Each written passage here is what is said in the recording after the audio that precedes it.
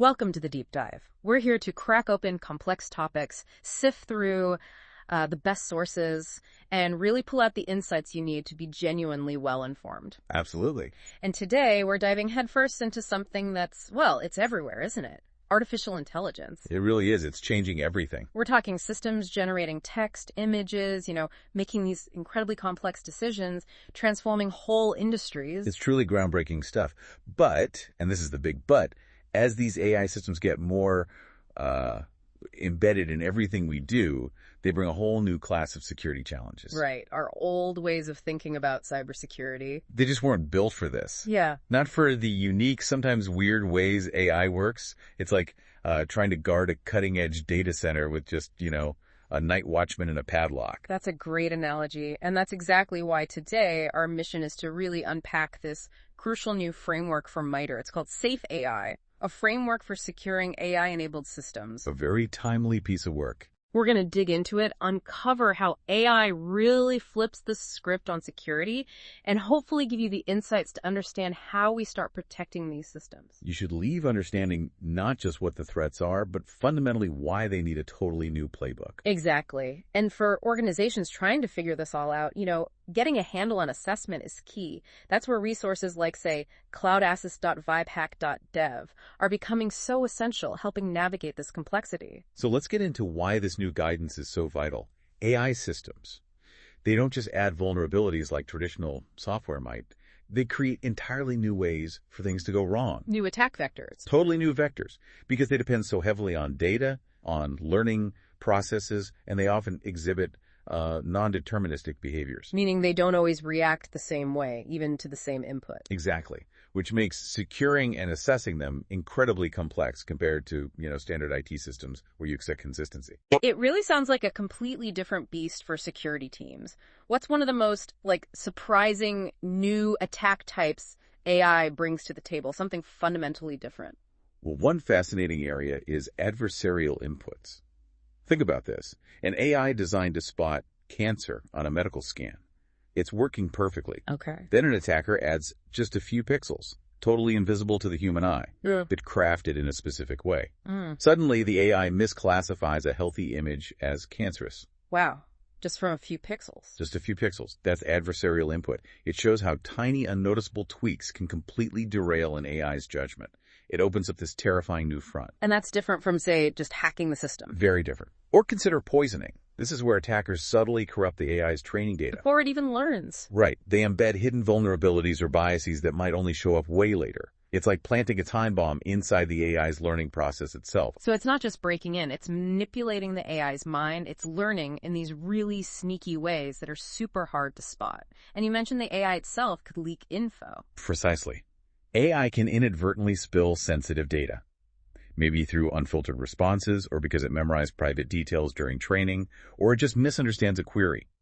Attackers can even craft specific prompts designed to trick the AI into revealing secrets. Okay, that's worrying. And this leads us right into another massive headache, the supply chain conundrum. Ah, yeah. AI systems aren't usually built from the ground up, are they? Rarely. They lean heavily on third-party libraries, frameworks, and especially pre-trained models. Which sounds like a potential minefield, especially given how incredibly expensive it is to train those huge language models, the LLMs yourself. It is a minefield. The MITRE document points this out clearly. Because training is so costly, most organizations get their models from open-source projects or buy them from vendors. Makes sense. But here's the kicker.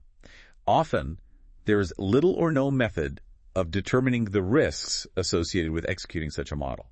These models are effectively black boxes. You don't know what's inside. You don't know their provenance. Where do they come from?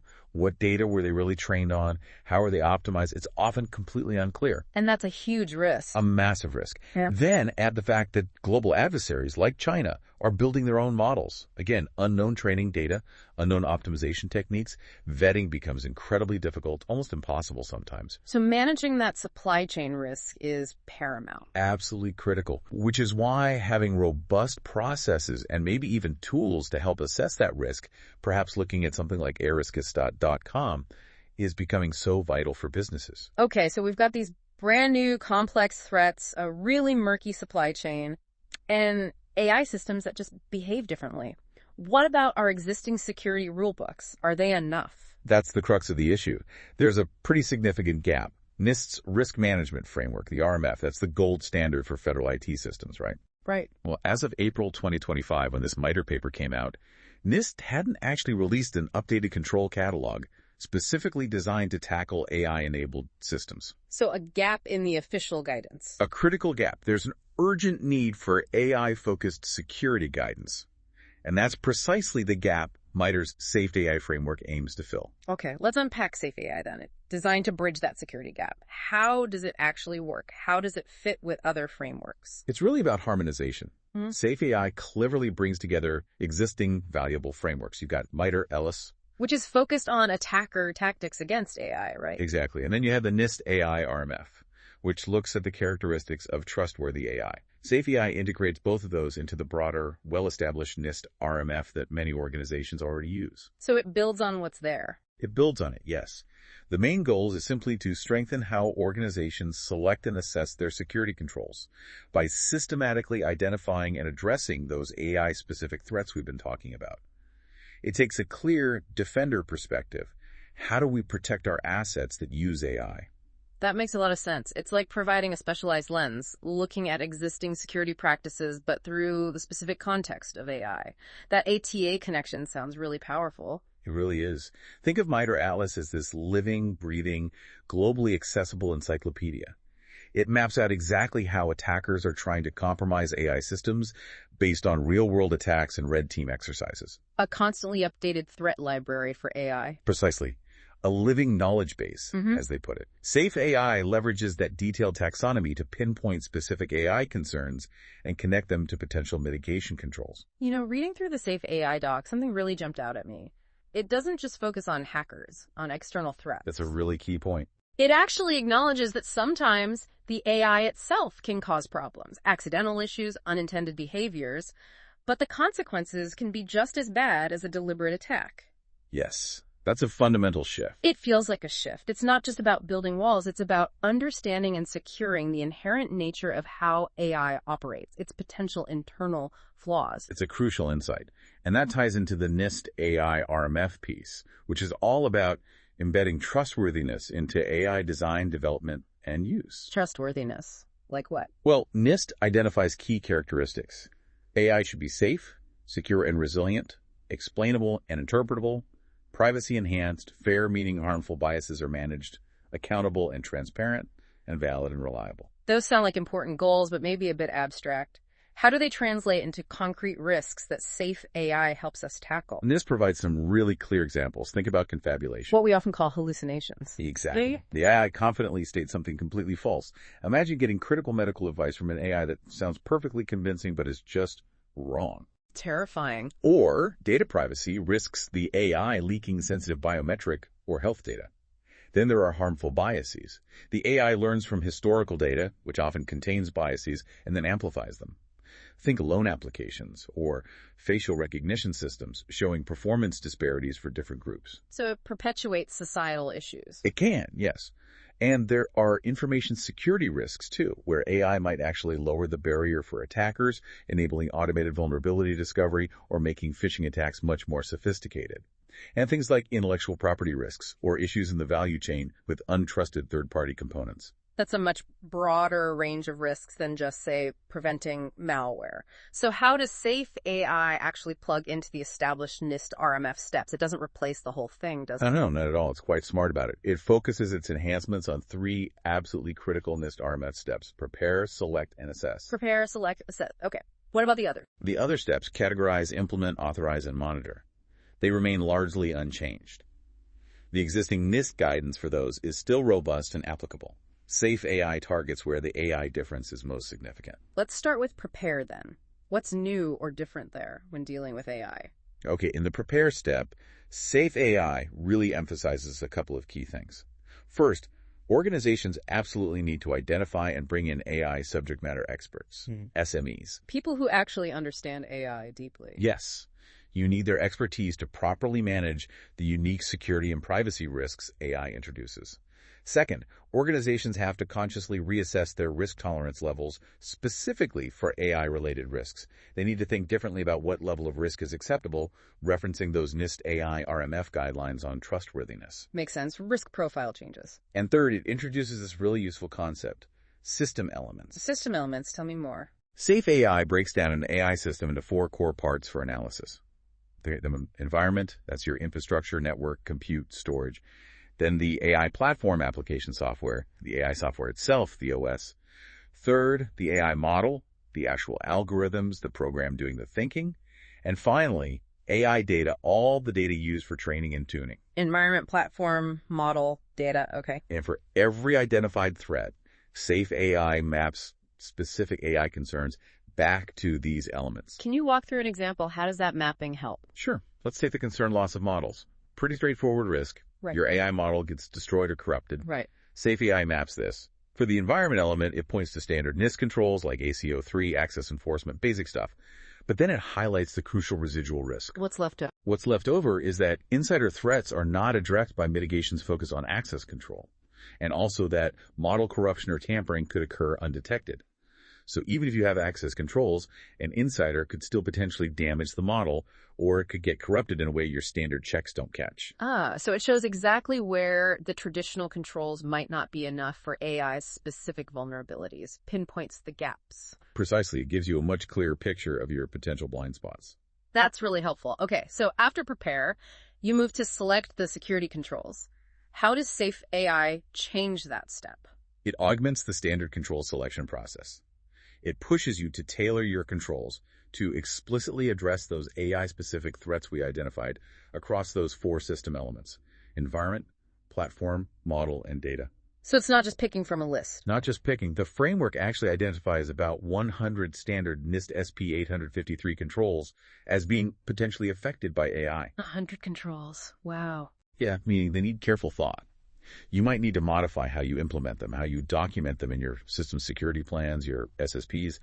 It forces a deeper consideration of how a standard control applies or doesn't apply in the specific context of your AI system. Got it. Deeper analysis required. And finally, the assess step checking if the security actually works. What's the Safe AI enhancement there?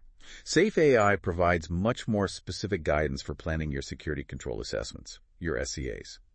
Notably, it includes these detailed assessment interview question and answer sets. They're in Appendix E of the source document. Specific questions for assessors. Yes, designed specifically to guide assessors on how controls should be implemented and evaluated for AI systems. It gets away from generic checklists. It also highlights the importance of hybrid controls, especially common with AI using cloud services or third-party platforms. Where responsibility is shared. Exactly. Controls are split between the system owner and the AI service provider. You need to carefully figure out what you can inherit from the provider versus what you absolutely have to implement and assess yourself.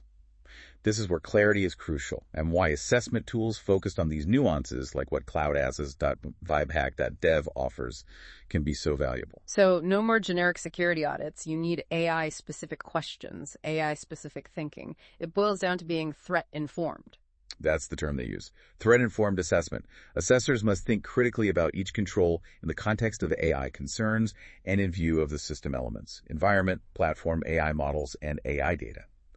It's about shifting from just compliance checking to a real, nuanced understanding of the specific risks AI introduces. Okay, let's dig a bit deeper into some of those specific threats outlined. We mentioned model poisoning earlier. That's IMLT0000. What makes this one so particularly nasty and hard to defend against? Model poisoning is insidious because attackers can subtly mess with inputs or directly tamper with the AI model itself, the code, the underlying math, the parameters, even the training data, as we said. The goal is to undermine the AI's reliability, its integrity, its availability. Yeah. They can even embed these hidden backdoor triggers. Imagine a facial recognition system that works perfectly, except when it sees a specific, uncommon symbol, at which point it grants access to anyone. Wow. A hidden key? Sort of. And it's incredibly tough to stop because the attack surface is just enormous and, frankly, not fully understood yet. The changes can be minuscule, almost statistically invisible. The residual risk, as Safe AI notes, is that these attacks may be undetected even with vigilant monitoring and testing. So an AI could be compromised, making bad decisions, and you might have no idea until significant damage is done. Truly unsettling. It is. This ties back to the supply chain infiltrations and unvetted changes, AMLT 000000. We touched on this, the risk of using third-party components. What's the absolute core problem there? The core problem is trust and transparency. If you didn't build every single piece of your AI system from scratch, the model, the data it learned from, the tools used to build it, even the specialized hardware it runs on, you're inheriting components from somewhere else. And you might not know their history. Exactly. If those sources aren't meticulously vetted, attackers can insert malicious code or vulnerabilities right into the foundations of your system. It's like buying a pre-built house without knowing if the wiring is faulty. Safe AI breaks it down into 4 types of infiltration, affecting the model, the data, the AI tools platforms, or the environment components, like GPUs or software stacks. So it's a multi-layered risk. What about mitigations and this idea of data drift? Mitigations involve really assuring provenance, knowing where everything came from, paying meticulous attention to risk assessment documents like software bills of materials, SBOMs, AI bills of materials, AI bombs, data cards, model cards. Though, as Safe AI points out, things like SBOMs are not in widespread use yet, which limits their current usefulness. So the documentation isn't always there. Often not. And continuous testing for data drift is crucial. That's the idea that the real world changes, right? Right. If your AI was trained on data from 2 years ago, but customer behavior or market conditions have shifted dramatically, the AI's understanding might become outdated or skewed. This drift can lead to poor performance or even make it vulnerable to exploitation. So the AI's knowledge gets stale. Effectively, yes. The residual risk for supply chain attacks remains high because, as the document states, there's always the possibility that a trusted external source has been unknowingly compromised.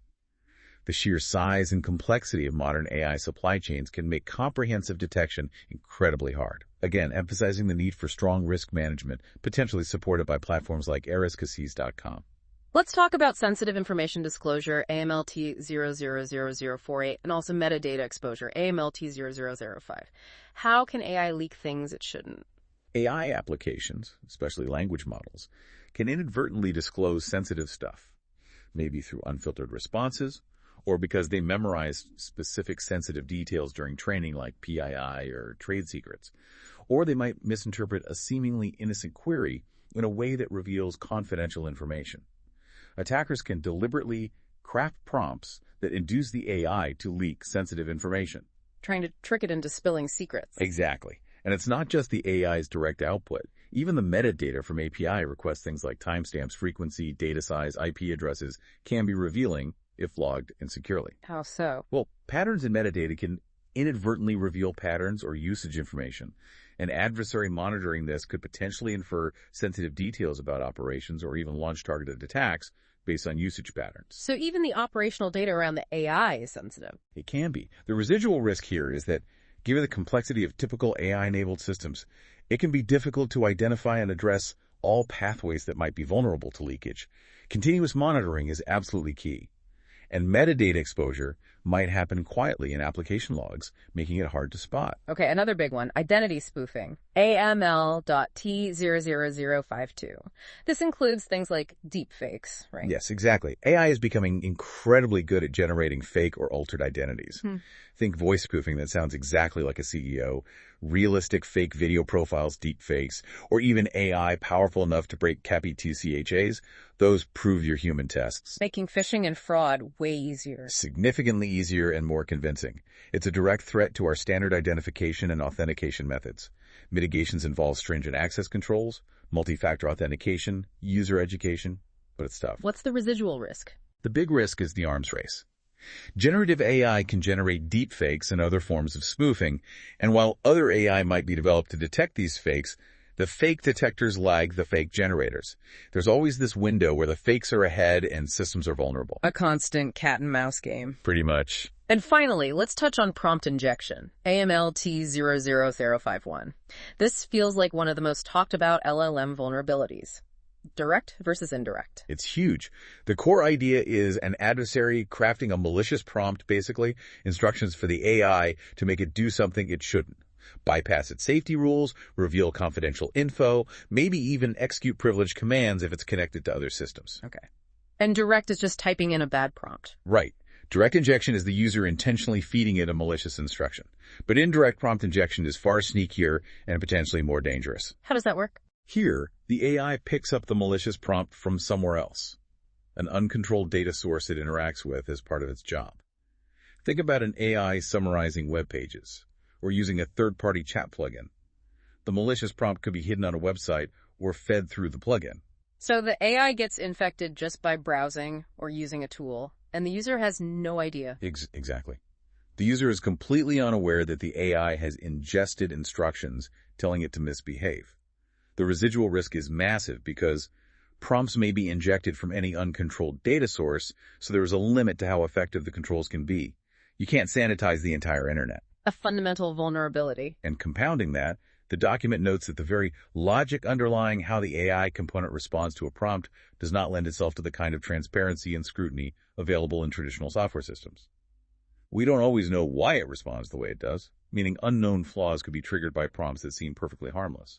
So wrapping this up, what does this all really mean for you, the listener? It's crystal clear that securing AI isn't just business as usual for cybersecurity teams. It's a whole new game. A fundamental paradigm shift. We've seen how AI introduces these novel attack vectors, data poisoning, adversarial inputs, those insidious prompt injections, and we've seen how frameworks like MITRE's Safe AI provide a much-needed structure, a way to think about protecting the environment, the platform, the models, and the data. And the pace of change is just incredible. Security in AI is absolutely not a static target you can just hit and forget.